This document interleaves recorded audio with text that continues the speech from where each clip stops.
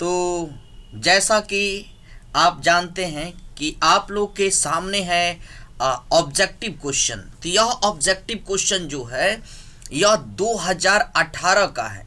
2018 में पूछे गए यह क्वेश्चन है। आप लोग देख सकते हैं 2018 में जो क्वेश्चन पूछा गया था वह कितना बेहतरीन पूछा गया था। तो वही क्वेश्चन है, आप देख सकते हैं, बहुत ही खूबसूरत सा क्वेश्चन है। तो सबको मेरी तरफ से गुड मॉर्निंग, गुड इवनिंग। सभी कोई जो है मस्त होंगे। तो चलिए फटाफट जो है आप लोग के क्वेश्चन की शुरुआत करते हैं। और बेहतर से बेहतर आप लोग को तैयारी के लिए आप चैनल से जुड़े रहें, सब्सक्राइब करें, लाइक करें, ताकि जो है आप लोग के दोस्तों तक भी यह जो है आप लोग का यह वीडियो जाए। तो सबको एक बार पुनः गुड मॉर्निंग, गुड इवनिंग। तो चलिए हम चलते हैं क्वेश्चन के ऊपर। देखिए कितना खूबसूरत सा क्वेश्चन है। जब भी आपका एग्जाम होगा तो आप देख सकते हैं ऐसे ही क्वेश्चन पूछते हैं कि प्रश्न 1 से 35 तक के प्रत्येक प्रश्न के साथ 4 विकल्प दिए गए हैं जिसमें से एक सही है। अपने द्वारा चुने गए सही विकल्प को OMR शीट पर चिन्हित करें। और यह 1-1 मार्क्स का है, इसीलिए 35 नंबर लिखा हुआ है। तो ऐसे आपके क्वेश्चन देते हैं, तो आप सावधानी से OMR शीट पर एक एक करके नंबर वाइज आप OMR शीट में आप जो है ब्लैंक्स को भरिएगा। आपके द्वारा विकल्प जो चुने जाएंगे उसको भरिएगा, ताकि जो है 1 नंबर का जवाब आप 1 नंबर के ABCD में जो भी डालना है डालिएगा। ऐसा नहीं 1 नंबर क्वेश्चन पढ़े और जाके और रंग दिए हम 3 नंबर के B में। 1 का B भरना था, 3 का B भर दिए, 2 का B भर दिए या उसके ऊपर वाला में भर दिए। तो ऐसा ना होना चाहिए। तो चलिए शुरुआत करते हैं। क्वेश्चन जो है 2018 का है। क्वेश्चन बैंक का क्वेश्चन है, तो आपके सामने है, आप देख सकते हैं। देखिए क्वेश्चन कह रहा है कि 1 नंबर क्वेश्चन है कि चालक पदार्थ से बने असीमित आवेशित पतली चादर की सतह के निकट स्थित किसी बिंदु पर विद्युत क्षेत्र का मान होगा। अब देखो कह रहा है कि असीमित मतलब एक लंबे सीधे आवेशित एक प्लेट है और इसके द्वारा एक आवेशित प्लेट है, इसके द्वारा आपको विद्युत क्षेत्र की तीव्रता बताना है। तो आप जानते हैं इसके द्वारा जो विद्युत क्षेत्र की तीव्रता होती है वह क्या होती है, तो सिग्मा बटा 2 एप्सिलॉन नॉट। लेकिन यही अगर थी मोटा ऐसा प्लेट होता और हमसे कहता कि इसके यह आवेशित है, इसके द्वारा आप विद्युत क्षेत्र की तीव्रता निकालिए, तो कितना होता, सिर्फ होता सिग्मा बटा एप्सिलॉन नॉट। तो हमसे तो पूछा है पतला, असीमित आवेशित पतली। यहाँ देख सकते हैं यहाँ क्या दिया है, पतला। तो पतला दिया है तो हम बोलेंगे इसमें, तो इस पतला दिया है तो हम बोल सकते हैं कि सिग्मा बटा क्या बोल सकते हैं, एप्सिलॉन नॉट। सिग्मा बटा क्या बोल सकते हैं, एप्सिलॉन नॉट। क्लियर है। तो चलिए हम नेक्स्ट क्वेश्चन पर आ जाते हैं। सिग्मा बटा 2 एप्सिलॉन नॉट आंसर होगा। नेक्स्ट क्वेश्चन की ओर हम बढ़ते हुए नेक्स्ट क्वेश्चन आपके सामने है। देखिए नेक्स्ट क्वेश्चन जब आपके सामने होता है तो आप क्या सोचते हैं, आप सोचते हैं हम कैसे इसको सॉल्व करें क्या, ऐसा तो हम भी सोचते हैं क्या। तो आप इसको सॉल्व कर सकते हैं। देखिए बेहतर क्वेश्चन है। देखिए कह रहा है कि आपके सामने है कि C1 है 2 माइक्रोफैराड और C2 है 4 माइक्रोफैराड के 2 संधारित्र को श्रेणी क्रम में जोड़ा गया है और इसके सिरे के बीच जो है 1200 वोल्ट का विभवांतर आरोपित किया जाता है। तो आपको 2 माइक्रोफैराड वाले संधारित्र के सिरे के बीच कितना विभवांतर होगा, इस पर हम लोग को सवाल करना। तो पहले हम प्रेम से जो है आप क्वेश्चन समझेंगे। पहले देखिए 2 संधारित्र है, गौर से यहाँ देखिए 2 संधारित्र, दोनों को कैसा जोड़ा गया है, श्रेणी में जोड़ा गया है, ठीक है। और इसके बीच कितना वोल्ट अप्लाई किया गया है, ये बैटरी जोड़ा गया है। देखिए कैपेसिटर जो होता है वह कैसा होता है, उसकी दोनों लाइनें बराबर होनी चाहिए, लेकिन बैटरी में क्या होता है, एक बड़ा और एक छोटा। तो समझ गए, यह C1 है और यह C2 है। इसका मान है 4 माइक्रोफैराड और इसका मान है 2 माइक्रोफैराड। हमसे क्वेश्चन कहा गया कि अगर हम 1200 वोल्ट इसमें हम अगर दे आरोपित करें तो बताना है कि इसके बीच वोल्टेज कितना होगा। C1 के बीच वोल्टेज क्या होगा। तो सबसे पहले हम निकाल लेते हैं इससे फ्लो ऑफ चार्ज कितना होगा, मतलब आवेश कितना जा रहा होगा। टोटल C कितना हो जाएगा, तो सीरीज में है तो कैसे जोड़ेंगे, C 1/C बराबर 1/C1 प्लस 1/C2, ऐसे जोड़ सकते हैं कि ना। तो हम ऐसे जोड़ रहे हैं, ठीक है। चलिए तो हमारा जो है, देखिए सुनिए, तो हम क्या 1/C equal to 1/C1, C1 के जगह हम क्या लेंगे 2 माइक्रोफैराड प्लस 1/4, इसको हम सॉल्व करेंगे तो 4 2 प्लस 1 का मतलब क्या हो जाएगा 3/4 का मतलब 4/3 हो जाएगा। किसका मान, तो C का मान, यानी C का मान हो गया 4/3। अब C का वैल्यू जब निकल गया तो आप यहाँ आराम से निकाल लीजिए, क्या Q निकाल लीजिए। C बराबर होता है Q/V, तो आपको Q चाहिए तो CV इक्वल टू Q।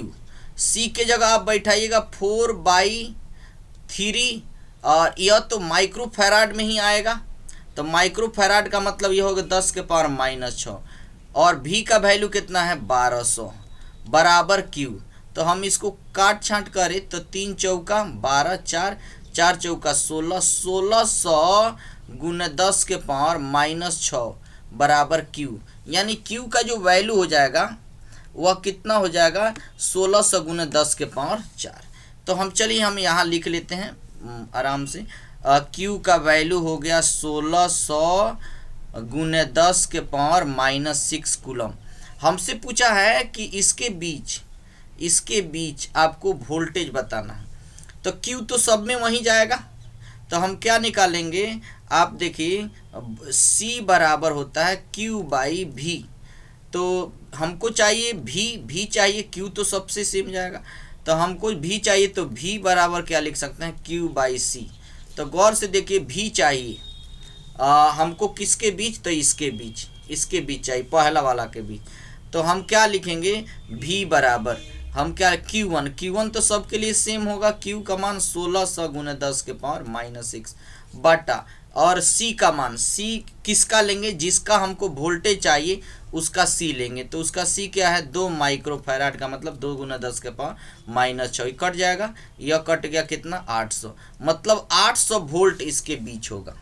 यानी अगर हम बात करें तो इसके बीच वोल्ट कितनी होगी, किसके बीच, तो 2 माइक्रोफैराड के बीच। तो ऑप्शन हमारा क्या दिख रहा है C, ऑप्शन क्या दिख रहा है C जो हो जाएगा बिल्कुल करेक्ट ऑप्शन हो जाएगा, C जो हो जाएगा क्या हो जाएगा बिल्कुल करेक्ट ऑप्शन हो जाएगा, देख सकते हैं आप लोग। चलिए नेक्स्ट क्वेश्चन है, देखिए खूबसूरत सा क्वेश्चन है, कई बार रिपीट कर दिया यह क्वेश्चन, तो हम चलिए इस पर हम लोग काम करते हैं। देखिए क्वेश्चन कह रहा है, गौर से देख सकते हैं कि दिए गए चित्र में यदि आवेश Q पर कुल प्रभावी बल 0 हो तो Q/Q का मान होगा। देखिए क्वेश्चन कह रहा है कि किसी एक Q पर प्रभावी बल क्या है 0 है, तो बताना है Q/Q का वैल्यू क्या होगा, Q/Q का वैल्यू क्या होगा। तो चलिए इस पर हम फोर्स अगर निकालें, इस पर फोर्स कैसे निकालेंगे, एक बार फोर्स इसके द्वारा, तो वह इधर लगाए, कितना लगाएगा Q बटा Q1 Q2 बटा R²।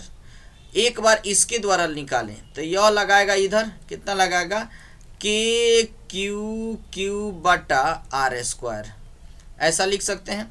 अच्छा अगर इन दोनों का रिजल्ट हम देखें तो रिजल्ट होगा इधर, देखिए एक खींच रहा है इधर, एक धक्का दे रहा है और एक दे रहा है इधर, तो रिजल्ट होगा इधर होगा कि ना होगा, यानी रिजल्ट कितना होगा। तो आप लोग थोड़ा सा ध्यान रखना, अगर जैसे हम बात करें, जैसे यहाँ पर एक्सिस एक आदमी खींचे इधर 10 न्यूटन से और एक आदमी इधर 10 न्यूटन से, तो रिजल्ट होगा इधर 10√2, मतलब 10 मिल के 10√2 जब 90 डिग्री हो। एक और छोटी सी बात आप लोग जान जाइए, जैसे मान लीजिए एक आदमी खींचे इधर 10 न्यूटन से और इधर खींचे 10 न्यूटन से, और इसके बीच का एंगल अगर 60 डिग्री हो, तो यह रिजल्ट होगा 10√3। क्या अगर ऐसा ही 5 हो तो 5√3, 4 हो तो 4√3, ऐसा हम लोग बोलेंगे। चलिए नेक्स्ट पर हम आ जाते हैं। ऐसे अगर 120 डिग्री हो, जैसे एक फोर्स लगा इधर, एक लगा इधर 5 इधर 5, तो रिजल्ट होगा बीच में कितना 5 ही, ध्यान देना। तो आप देखिए क्वेश्चन पर हम आ जाते हैं। क्वेश्चन क्या कर रहा है, क्वेश्चन कर रहा है नेट हमको यहाँ 0 चाहिए। तो इस दोनों का रिजल्ट पहले क्या होगा, के क्यू क्यू बटा आर स्क्वायर रूट 2, इन दोनों का काम खत्म। अब रिजल्ट हम ला लिए इन दोनों को जोड़ के। अच्छा बताइए यहाँ 0 कब होगा, जब यह फोर्स इधर लगाए, दूसरा चीज़ कि यह माइनस में हो तब जाके 0 हो पाएगा। तो यह कितना फोर्स लगाएगा, तो इसके बीच का गैप हो जाएगा, यह आर आर है तो आर रूट 2। चलिए इसके द्वारा हम फोर्स निकालते हैं, कितना हो जाएगा फोर्स, तो निकाल सकते हैं के क्यू, तो क्यू है क्यू है बटा आर स्क्वायर का मतलब आर रूट 2 का होल स्क्वायर। अगर आर रूट 2 को होल स्क्वायर करें तो ये हो जाएगा के क्यू स्क्वायर बटा आर स्क्वायर रूट 2, 2 का स्क्वायर 2, आर का आर स्क्वायर। ठीक है, यानी यह फोर्स हो। अब एक बात बताइए, इधर फोर्स लग रहा है आपको यह, और इधर फोर्स लग रहा है यह, तो ये दोनों बराबर होगा तब नहीं यहाँ जाके 0 होगा। यानी हम बराबर कर लेते हैं। चलिए यहाँ क्या कर लेते हैं, बराबर। यानी हम लिख सकते हैं के क्यू क्यू बटा आर स्क्वायर रूट 2 बराबर होगा के क्यू स्क्वायर बटा 2 आर स्क्वायर। देखिए के से के कटा, क्यू से एगो क्यू कटा तो एगो बचा, और हमारा आर स्क्वायर से आर स्क्वायर गया, हमको चाहिए क्यू, तो इस क्यू को 2 को उधर भेजिएगा तो ये हो जाएगा 2 रूट 2 बराबर, इधर एगो क्यू बचा, क्यू बाई क्यू। ठीक है, यानी आप ऑप्शन मिला लीजिए, 2 रूट 2 जहाँ दिखे तो समझ जाए कि वहीं ऑप्शन हो जाएगा 2 रूट 2। तो ऑप्शन में आपको बी नंबर में नज़र आता हुआ 2 रूट 2, 2 रूट 2, 2 रूट 2, बी जो हो जाएगा करेक्ट ऑप्शन हो जाएगा। चलिए नेक्स्ट क्वेश्चन पर हम आ जाते हैं। देखिए नेक्स्ट क्वेश्चन है, जब किसी वस्तु को आवेशित किया जाता है तो उसका द्रव्यमान होता है, तो उसका द्रव्यमान क्या होता है। देखिए बहुत सिंपल सा क्वेश्चन है। देखिए जब हम किसी ऑब्जेक्ट को चार्ज करते हैं तो हम क्या क्या सोच सकते हैं, या तो इसमें से इलेक्ट्रॉन निकाल सकते हैं, इसमें से इलेक्ट्रॉन को हम निकाल सकते हैं, या तो हम इलेक्ट्रॉन को हम दे सकते हैं, ऐसा ही कर सकते हैं। यानी इलेक्ट्रॉन जब इसको निकालेंगे इसमें से तो इसका मास घटेगा, मतलब मास डिक्रीज होगा, लेकिन जब इलेक्ट्रॉन हम देंगे तो इसकी मास क्या होगी, बढ़ेगी। मतलब एक हम पॉजिटिव चार्ज कर सकते हैं और या हम क्या नेगेटिव चार्ज कर सकते हैं। तो जब नेगेटिव चार्ज हम करते हैं तो उसकी मास बढ़ती है, और जब पॉजिटिव चार्ज करते हैं किसी को, मतलब इलेक्ट्रॉन निकालते हैं, तो उसकी मास घटती है। तो घट भी सकता और क्या बढ़ेगा, ऐसा ही कहता ना कि बढ़ेगा। जब खाली इसमें कह देता उसे ऋण आवेशित की जाती है तो आंसर हो जाता इसका बढ़ेगा। धन आवेशित की जाती है तो धन आवेशित कब, जब आवेश मास द्रव्यमान घटेगा, मतलब इसकी बढ़ भी सकता है और घट भी सकता है। ऑप्शन डी की ओर हम जाएंगे। चलिए नेक्स्ट क्वेश्चन पर हम आ जाते हैं। नेक्स्ट क्वेश्चन है, यह प्यारा सा क्वेश्चन है आपके सामने। देखिए आप लोग इसका जवाब दीजिए। विद्युत बल इसमें जो है बिल्कुल सिंपल सा ही बात कह रहा है। क्या कह रहा है, देखिए कह रहा है एक सूक्ष्म विद्युत द्विध्रुव के मध्य बिंदु से बहुत दूर आर दूरी पर विद्युत विभव समानुपाती होगी। तो देखिए जो विभव होता है किसी विद्युत द्विध्रुव, मतलब एक तरफ माइनस चार्ज है तो एक तरफ प्लस चार्ज है, तो उसको हम विद्युत द्विध्रुव कहते हैं। उसके एक्सियल लाइन में जो विद्युत क्षेत्र विद्युत विभव होता है भी का मान वो होता है 1/4 पाई एप्सिलॉन नॉट क्यू बटा आर स्क्वायर, सॉरी पी बटा आर स्क्वायर। तो देखिए यहाँ आर स्क्वायर का इनवर्स है कि ना, व्युत्क्रम है कि ना, मतलब भी आर स्क्वायर का व्युत्क्रम है, तो 1/r स्क्वायर यह हमारा क्या हो जाएगा, करेक्ट ऑप्शन हो जाएगा। ठीक है, ऑप्शन क्या हो जाएगा, 1/r स्क्वायर के समानुपाती होती है क्या, विद्युत विभव। तो चलिए हम नेक्स्ट क्वेश्चन पर आ जाते हैं। P की जगह बात हम करें तो P हमारा क्या है, P हमारा जो है विद्युत द्विध्रुव आघूर्ण है, और P का मान क्या होता है 2L क्यू। तो हमको सिर्फ पूछा है किसके समानुपाती है, तो 1/r स्क्वायर के। चलिए नेक्स्ट क्वेश्चन है, प्रभावी धारिता 5 माइक्रोफैराड को प्राप्त करने के लिए सिर्फ 2 माइक्रोफैराड के कम से कम कितने संधारित्र की आवश्यकता होगी। देखिए कितना खूबसूरत सा क्वेश्चन है। कह रहा है कि हमको 5 माइक्रोफैराड प्राप्त करना है। तो कम से कम का मतलब इस 5 को हम कैसे लिख सकते हैं, 4 + 1, कम से कम यही लिख सकते हैं। इससे कम आप क्या लिखेगा, 5 + 0, यह क्या कम हुआ क्या, तो हम 4 + 1 लिखेंगे क्या, तो 4 + 1 के रूप में तोड़िए। तो हम कैसे लिखे, कैसे तोड़ सकते हैं, 4 अगर प्राप्त करना है तो 2 कैपेसिटर को आपको सबसे पहले सीरीज पैरेलल में जोड़ना होगा, क्योंकि पैरेलल में जब हम 2 कैपेसिटर को जोड़ेंगे तो पैरेलल में होता है C1 + C2, या 2, तो 2 मिल के क्या होगा 4, मिल के क्या होगा 4 माइक्रोफैराड। अब हमको 1 चाहिए, तो इसी में हम अगर सीरीज में 2 को जोड़ दें तो आप देख सकते हैं, सीरीज में अगर जोड़ दें तो आप देखिए इसको जोड़ेंगे तो 1 आएगा, 2 सीरीज में जोड़ेंगे तो 1/2 जोड़ 1/2 बराबर 2 + 1 + 1 2 हो जाएगा, 2 से कट जाएगा, क्या हो जाएगा, तो आपको 1, तो 1 और 4 5 हो जाएगा। तो कब हम कैपेसिटर जोड़े, 1 2 3 4, यानी ऑप्शन ए जो हो जाएगा बिल्कुल करेक्ट हो जाएगा। ऑप्शन ए जो हो जाएगा क्या हो जाएगा, बिल्कुल करेक्ट होगा। नेक्स्ट क्वेश्चन पर हम आ जाते हैं। देखिए नेक्स्ट क्वेश्चन आज जो है ना पूरा हम लोग 2018 का क्वेश्चन कर लेंगे, ठीक है, ऑब्जेक्टिव क्वेश्चन।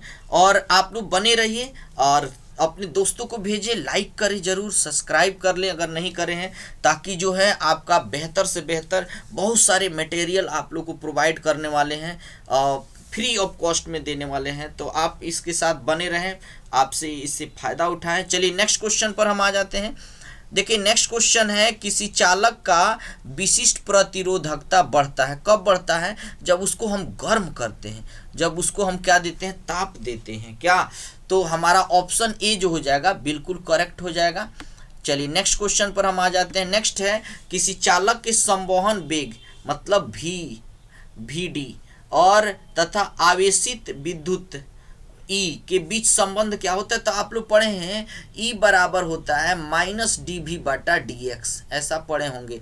तो रिलेशन क्या दिख रहे हैं, ई और भी के बीच रिलेशन क्या है कि dV जॉन है, जो आपको VD है वह डायरेक्टली प्रोपोर्शनल है ई के, यानी ऑप्शन क्या, रूट यहाँ देखिए रूट क्या ई के प्रोपोर्शनल है, नहीं।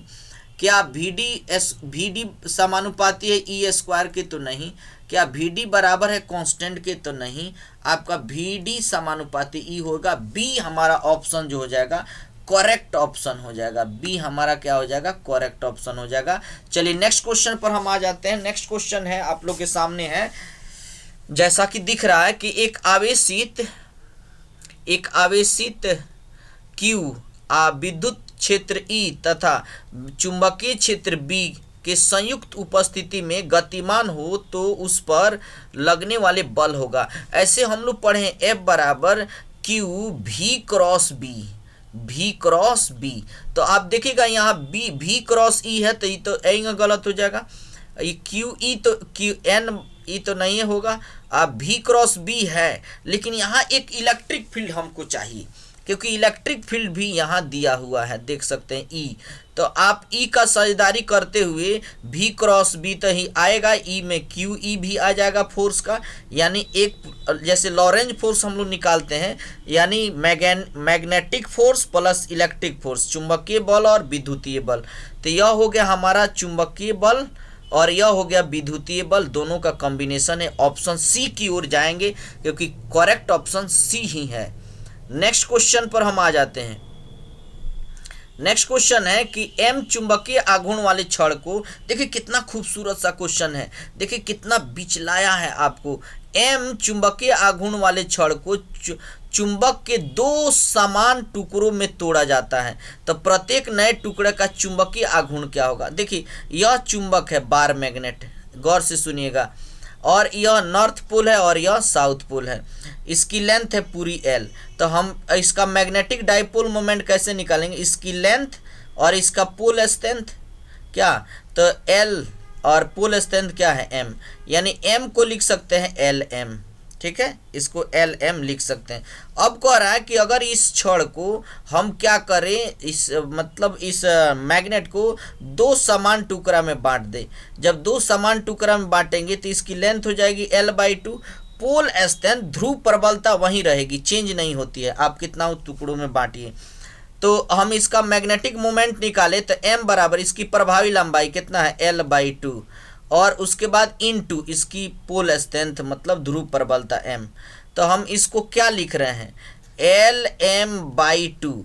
तो Lm का मान कितना है बड़ा m मान लेते हैं, हम जो नया निकाले m डैश मान लेते हैं, ये किसके बराबर मतलब m डैश हमारा क्या आ गया कि इसके जगह तो हम m रख सकते हैं, देख लीजिए यह m अब बटा क्या 2 यानी m/2 हो जाएगा। ऑप्शन बी जो हो जाएगा करेक्ट ऑप्शन हो जाएगा, ऑप्शन बी क्या होगा करेक्ट ऑप्शन होगा।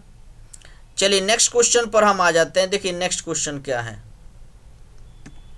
यह रहा नेक्स्ट क्वेश्चन। देखिए कह रहा है नेक्स्ट क्वेश्चन में कि 1/2 एप्सिलॉन नॉट ई स्क्वायर की बीमीय सूत्र के समतुल्य बीमा की राशि है। देखिए बहुत प्यारा क्वेश्चन है, पहले एक दो गो डाटा आप याद कर लीजिए। ये लाइट की वेलोसिटी c बराबर होता है 1/√μ0 एप्सिलॉन नॉट। और एक डाटा और याद करिए b बराबर होता है e/c। तो अगर हमको e का मान चाहिए तो c को इधर भेज सकते हैं, bc बराबर e। आप c के जगह क्या लिख सकते हैं, c के जगह लिख सकते हैं c का वैल्यू 1/√μ0 एप्सिलॉन नॉट बराबर e। आप देखिए क्वेश्चन में जो कह रहा है कंपेयर कर, देखिए b के टर्म में आंसर सब है तो हम b के ही तलाश कर लिए, e को b के टर्म में बदल लिए हैं। चलिए क्वेश्चन है 1/2 एप्सिलॉन नॉट ई स्क्वायर का डायमेंशनल वे में बताना है। तो 1/2 एप्सिलॉन नॉट तो एप्सिलॉन नॉट ई स्क्वायर ई का मान तो है ये है, ई का मान है क्या लिखेंगे b/√μ0 एप्सिलॉन नॉट और स्क्वायर है तो स्क्वायर दीजिएगा, तो स्क्वायर से ही रूट कट जाएगा, एप्सिलॉन नॉट जो है कट जाएगा क्योंकि रूट कट गया है। आपको बच गया देखिए कितना खूबसूरत सा, आपको b²/2 बचा और μ0 बचा। ऑप्शन देखिए ए ही देखने को मिल गया आपको पहली बार b² यह क्या है b² 2μ0। ऑप्शन ए जो हो जाएगा करेक्ट होगा। नेक्स्ट क्वेश्चन पर आइए। चलिए देखिए नेक्स्ट क्वेश्चन यह रहा नेक्स्ट क्वेश्चन, बिल्कुल बहुत खूबसूरत सा क्वेश्चन है कि एक वृत्ताकार लूप का त्रिज्या r है, इसके I धारा प्रवाहित की जा रही है तथा इसके केंद्र से चुंबकीय क्षेत्र जो है केंद्र पर B है। तो वृत्त के अक्ष पर उसके केंद्र से कितनी दूरी पर विद्युत चुंबकीय क्षेत्र का मान b/8 हो जाएगा। देखिए कितनी दूरी पर b/8 हो जाएगा, तो आप देख सकते हैं, थोड़ा आराम से इसको समझ लीजिए। देखिए जो हमारा वृत्ताकार लूप होता है, जो हमारे पास वृत्ताकार लूप होता है उसके सेंटर पर जो मैग्नेटिक फील्ड होती है b का मान वह होता है μ0/4π 2πNI/r ऐसा होता है। इसका मान उसने b ही दिया है, ठीक है, सेंटर पर। अब कह रहा है कि सेंटर से हम कितना डिस्टेंस पर लें, कितना डिस्टेंस पर इंटेंसिटी निकाले चुंबकीय क्षेत्र की तीव्रता, ताकि यहाँ पर जो वैल्यू हो जाए वह b/8 हो जाए। तो मान लेते हैं x डिस्टेंस पर b/8 हो जा रहा है, तो b/8 का वैल्यू हम कैसे यहाँ पर, यहाँ के लिए सूत्र क्या होता है अक्षीय रेखा में इसके एक्सिस पर, तो ये होता है μ0 सेम टू सेम सूत्र μ0/4π 2πNI/r² प्लस x² के पावर 3/2। ऐसे भी आप जब इसको काटे ही x का मान 0 हो जाए, मतलब धीरे धीरे करके 0 हो जाए, इसका मतलब हम सेंटर पर कह रहे हैं और सेंटर के लिए यह होता है। तो आप देखिएगा यही सूत्र आ जाएगा, जब x के जगह 0 रखिएगा तो r² से ही कट जाएगा r के पावर 3 और 3 से 2 कट जाएगा तो 1 ना आ जाएगा, फिर यही सूत्र आ जाएगा क्या। अच्छा इसका मान है कितना b/8, ठीक है, और b के जगह हम इतना लिख सकते हैं, b के जगह हम इतना लिख सकते हैं ना, तो हम यहाँ b का वैल्यू थोड़ा चिपका रहे हैं। देखिए b का वैल्यू हम रख रहे हैं, क्या आ रहा है, देखिए b का वैल्यू हम रखेंगे यहाँ कितना μ0/4π 2πni बटा आर बराबर, अब बटा 8, ये बी की जगह होगा बटा क्या 8, इधर है mu not by 4 pi 2πni r square बटा are square plus x square के पावर 3/2। यानी इसका मतलब हम इसको काट सकते हैं, 2πni काट सकते हैं। यहाँ क्या बचा 1/r बचा, आर को आप उधर भेजिए, आर को आप इधर से उठा के इधर भेजिए तो क्या हो जाएगा 8 बचा, इधर बचेगा आर क्यू बटा are square plus x square का हम पावर दे रहे हैं 1/2 और चलिए 3/2। इसको हम सजा के ऐसे भी लिख सकते हैं, गौर से देखिए, सजा के लिख सकते हैं 1/2 का होल पावर 3 और r/r square plus x square के पावर रूट अंडर मतलब 1/2 इसका होल है, होल क्यू। तो देखिए क्यू से क्यू कट गया तो बचा 1/2, यानी यह हो गया r/r स्क्वायर रूट में तो रूट को उधर भेज दें तो स्क्वायर हो जाएगा क्या, रूट को भेज देते हैं डायरेक्ट, स्क्वायर हो जाएगा क्या। तो अगर इधर से नीचे से ऊपर गया इधर स्क्वायर कर दिया क्या, तो ये हो जाएगा हमारा 4, इधर हो जाएगा कितना 4, यानी 4 और r से गुना कर दीजिए तो 4r बराबर क्रॉस कर दीजिए, ये हो जाएगा r square plus x square, इधर जाएगा तो r 4 गो 3 गो तो 4 गो 1 गो 3 गो हो जाएगा 3r स्क्वायर बराबर एक्स स्क्वायर, स्क्वायर को उधर भेजिए तो क्या हो जाएगा स्क्वायर जाएगा रूट हो जाएगा तनी r√3 बराबर x। ऑप्शन आप देख सकते हैं सी जो है r√3 है, मतलब सॉरी √3r है, √3r, r अलग है √3 से क्या, मतलब r रूट से अलग है। ऑप्शन सी जो हो जाएगा बिल्कुल करेक्ट होगा। देखिए 13 नंबर क्वेश्चन क्या कहता है कि विद्युत चुंबकीय द्विध्रुव आघूर्ण एक सदिश राशि है जो निर्दिष्ट होती है। चुंबकीय द्विध्रुव आघूर्ण, देखिए चुंबकीय द्विध्रुव क्या होता है, यह एक द्विध्रुव है का मतलब यहाँ नॉर्थ पोल है और यहाँ साउथ पोल है। तो आप जानते हैं चुंबकीय क्षेत्र रेखा निकलती है नॉर्थ से साउथ की ओर, कहाँ से कहाँ, नॉर्थ से साउथ की ओर, लेकिन अंदर में होती है साउथ से नॉर्थ, इसी को डाइपोल मोमेंट बोलते हैं। तो इसकी डायरेक्शन किधर है, मतलब यह इसकी डायरेक्शन है साउथ से नॉर्थ यानी दक्षिण से उत्तर। तो ऑप्शन ए जो हो जाएगा बिल्कुल करेक्ट ऑप्शन हो जाएगा। चलिए 14 नंबर पर हम आ जाते हैं। एक तार जिसकी चुंबकीय द्विध्रुव आघूर्ण m है तथा लंबाई l है को त्रिज्या के अर्धवृत्त के आकार पर मोड़ा जाता है तो नया विद्युत द्विध्रुव आघूर्ण होगा। देखिए कितना खूबसूरत सा क्वेश्चन है। चलिए कह रहा है कि एक तार है, इसकी लंबाई क्या है l है। चलिए हम एक तार है इसकी लेंथ l लेते हैं। द्विध्रुव आघूर्ण क्या हम कहते हैं, l गुने इसकी पोल स्ट्रेंथ, तो पोल स्ट्रेंथ अगर m है तो l m लिखेंगे। अब कह रहा है कि इसी तारवा को हम मोड़ के ऐसे अर्धवृत्त बना रहे हैं, ऐसे अर्धवृत्त हम बना रहे हैं, तो ये तो l लेंथ होगा। तो r का वैल्यू l के रूप में कैसे आ जाएगा, तो r का वैल्यू हम निकाल सकते हैं। इसकी वैल्यू कितनी हो जाएगी l का मान हम लिख सकते हैं पाई r, क्या लिख सकते हैं पाई r। तो r का मान लिखेंगे तो r by pi l by pi बराबर r। अब देखिए l बाई पाई बराबर r आ गया तो हम इसकी डाइपोल मोमेंट कैसे निकालेंगे m डैश।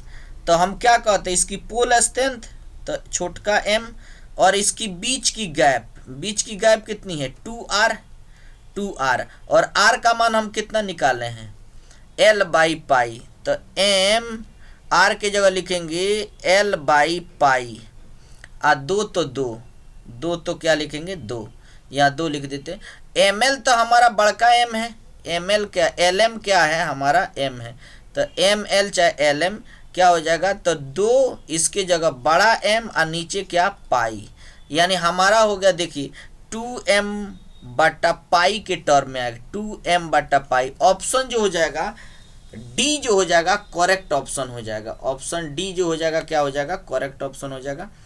नेक्स्ट क्वेश्चन पर हम आ जाते हैं। नेक्स्ट क्वेश्चन देखिए, खूबसूरत सा क्वेश्चन है। नेक्स्ट क्वेश्चन क्या कह रहा है कि किसी बंद परिपथ का प्रतिरोध 10 ओम है। इस परिपथ से t समय में चुंबकीय फ्लक्स जो है 6 फाई का मान 6t² माइनस 5t प्लस 1 से परिवर्तित होके t टाइम में 0.25 सेकेंड पर परिपथ में प्रवाही धारा का मान बताना है। यानी इतना सेकेंड मतलब t बराबर 0.25 सेकेंड में धारा कितना होगा। तो देखिए बिल्कुल सिंपल है, जो जो पहले दिया है आप लिख लीजिए, फिर हम धारा का मान निकालेंगे। जो जो दिया है देखिए, R का वैल्यू दिया है, R का वैल्यू दिया है कितना 10 ओम, ठीक है। फाई का मान दिया है 6t² माइनस 5t प्लस 1, शायद यही दिया है, ठीक है एक बार देख लें।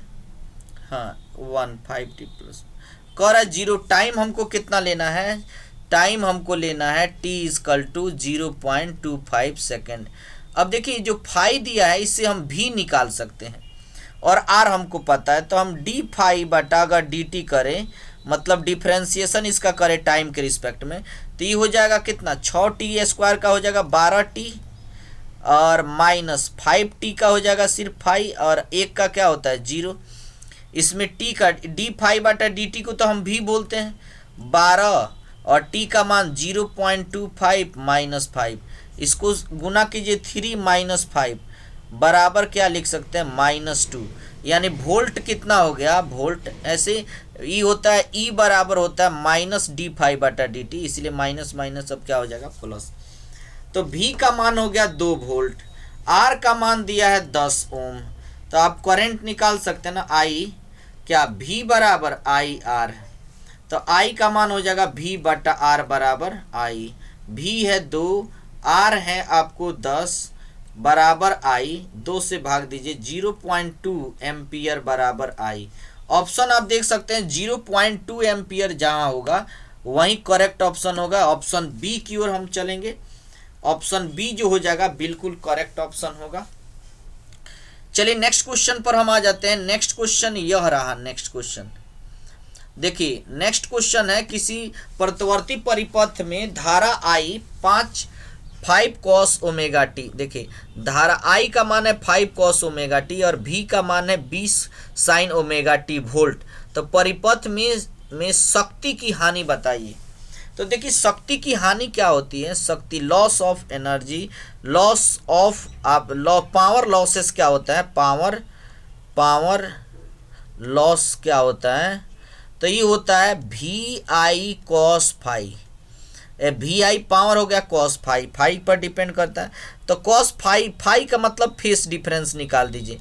तो देखिएगा I दिया है 5 cos ओमेगा टी, इसको आप लिख सकते हैं I बराबर 5 sign omega T plus pi by 2 थोड़ा सा हम लोग ऊपर कर लें, ठीक।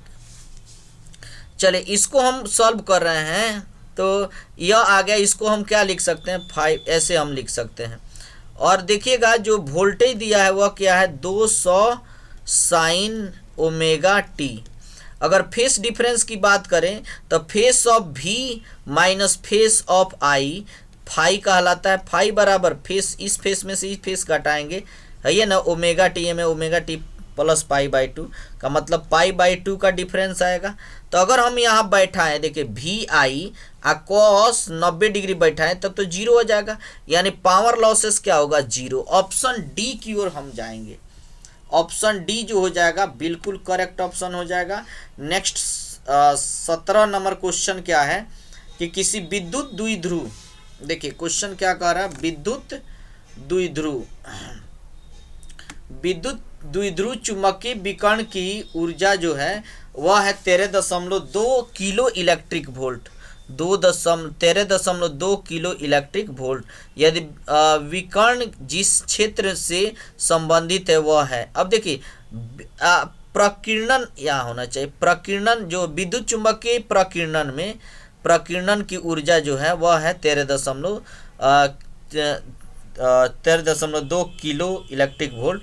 तो प्रकीर्णित जिस क्षेत्र से संबंधित वह है, तो देखिएगा जो हमारा एक्स किरण होता है उसकी उसकी विद्युत चुंबकीय प्रकीर्णन की ऊर्जा होती है 13.2 किलो इलेक्ट्रिक वोल्ट।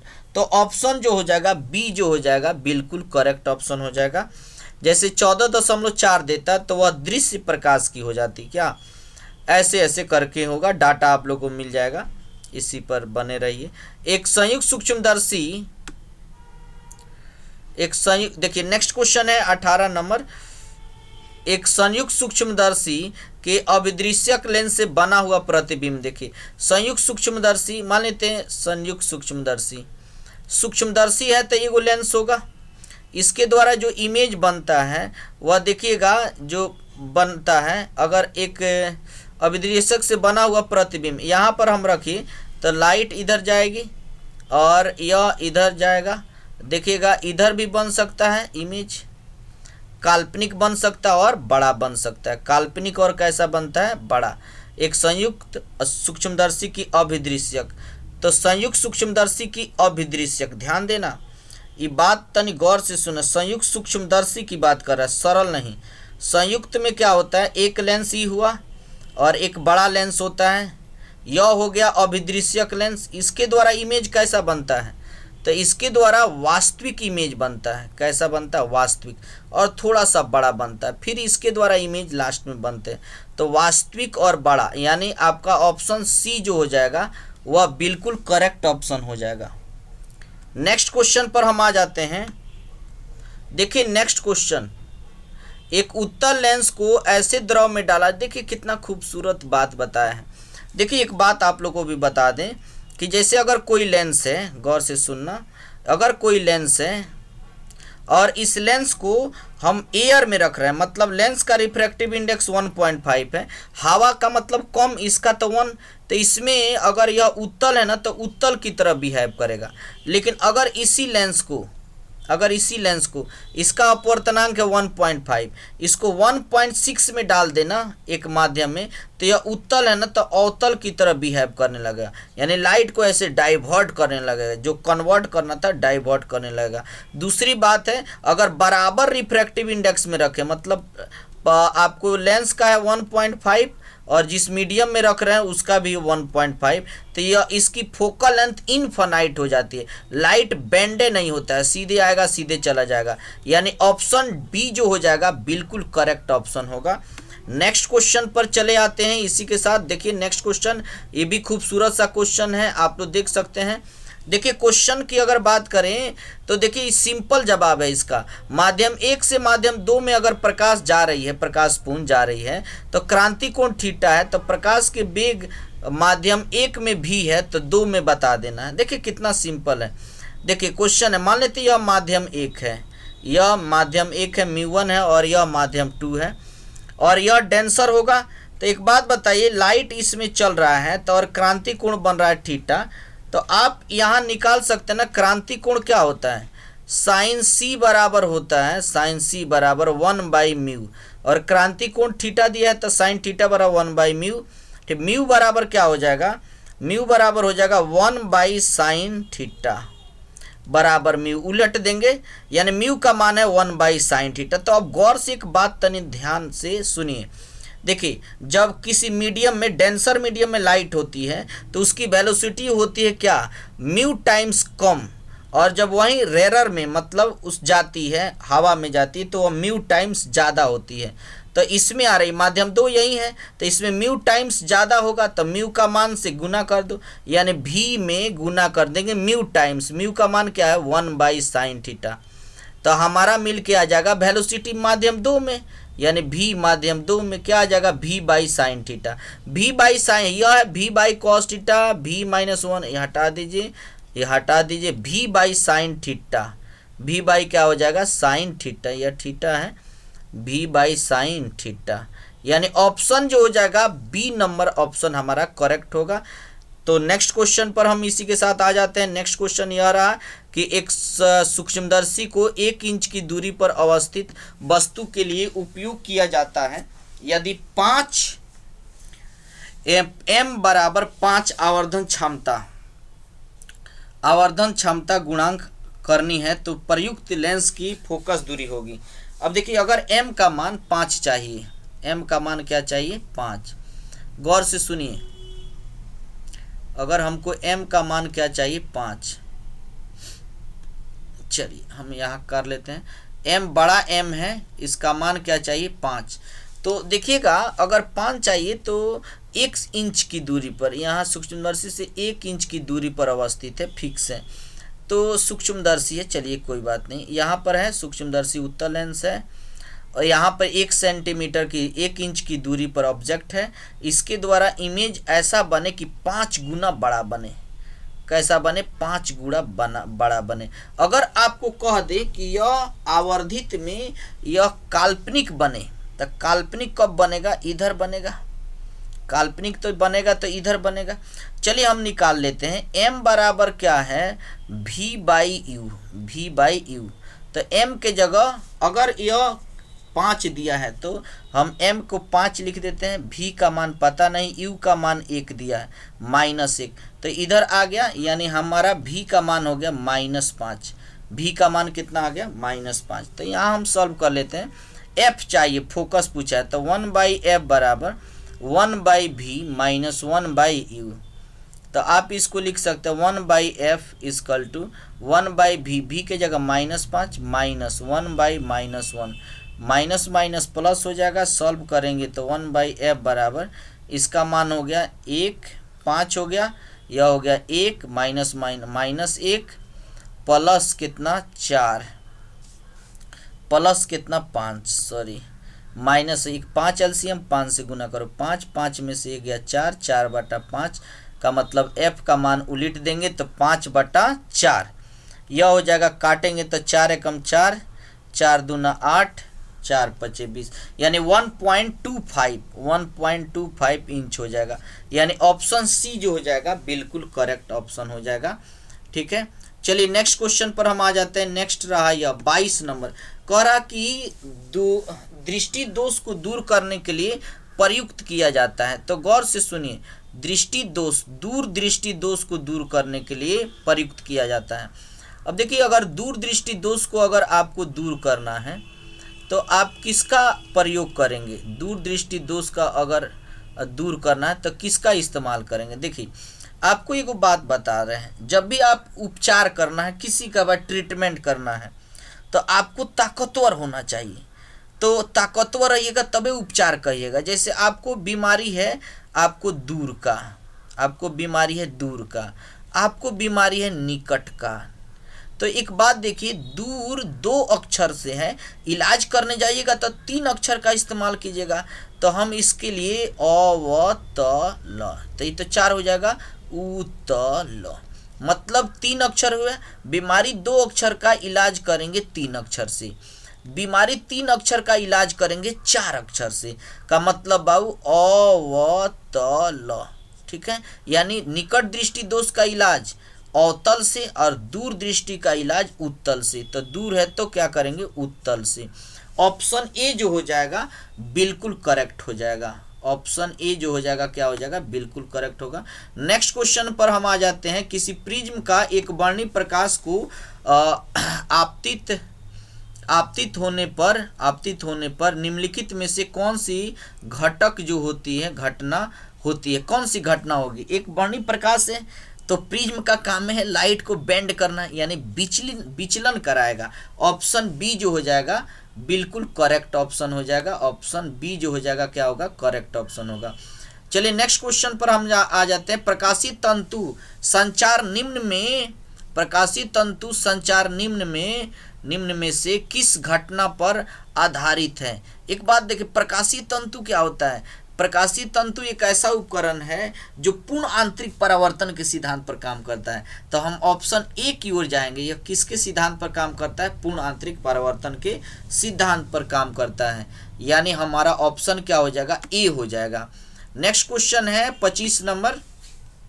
अब मात्र 10 क्वेश्चन और बचे हैं, देखिए फटाफट। उन तरंगों का व्यतिकरण से उत्पन्न अधिकतम परिणाम आयाम का मान होगा जिसमें प्रकट किए जा सकते हैं। y बराबर इतना दिया है, y1 और y2 दिया है। अब देखिए आयाम, इसमें से एम्पलीट्यूड कौन है 4, इसका एम्पलीट्यूड कौन है 2, तो इसका मैक्सिमम एम्पलीट्यूड क्या होगा, तो ए मैक्सिमम जो होता है वो होता है √a² प्लस b²।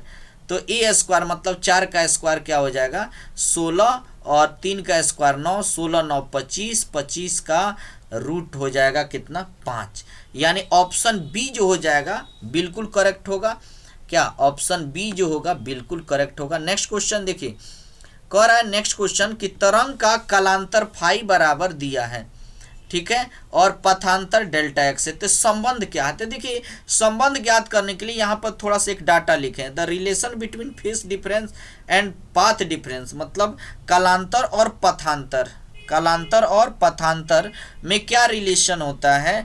तो डेल्टा एक्स जो है पथांतर है बटा लेमडा, मतलब बाउ फेस वेब लेंथ, ये होता है डेल्टा फाई बाई 2 पाई, मतलब इसका कोई यूनिट नहीं होता है, ठीक है। अब इसी को रिलेट करेंगे, अगर मान लेते तो हमको इसमें से फाई चाहिए, तो फाई को हम क्या करेंगे, फाई को हम रोक लेंगे, ठीक है। और इसको जब हम भेजेंगे ऐसे आगे, तो डेल्टा एक्स बराबर क्या हो जाएगा lambda by 2 pi cos phi, ऐसा हमारा ऑप्शन आ जाएगा।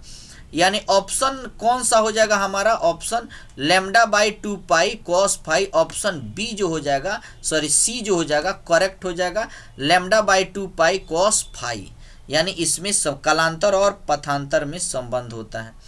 चलिए नेक्स्ट क्वेश्चन पर हम आ जाते हैं। नेक्स्ट क्वेश्चन यह रहा है, नेक्स्ट क्वेश्चन देखिए, नेक्स्ट क्वेश्चन यह रहा,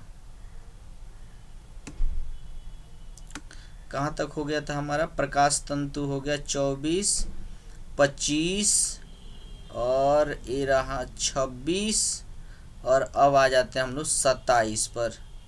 27 नंबर क्वेश्चन हमारा कहाँ है, 27 गायब हो गया क्या, 27 नंबर क्वेश्चन जो है दिख नहीं रहा ना।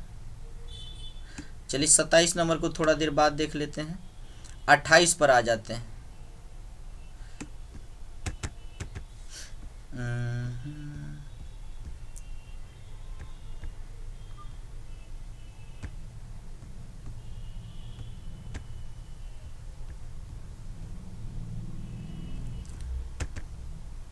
चलिए नेक्स्ट क्वेश्चन पर हम आ जाते हैं।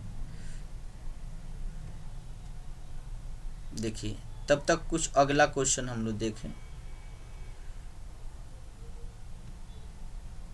25 हो गया, 26,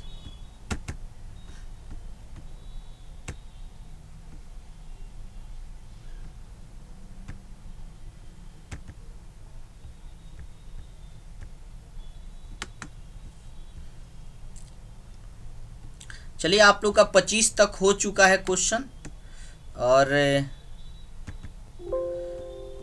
जो है